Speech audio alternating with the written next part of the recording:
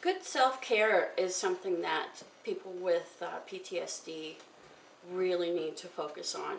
Having downtime, having alone time, monitoring your television watching so that you're not seeing violent things or things that trigger you. Although there is a rare exception of a lot of people who watch cops or some kind of court TV to make sure the perp is punished, and they may go through this phase of watching that.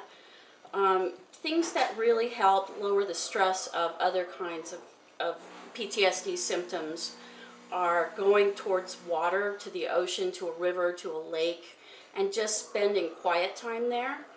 Um, Other things you can do is to go out and have a massage. You could go to acupuncture, other kinds of healing treatments that you believe in, and you can find a list of those on the healingcombattrauma.org.com website.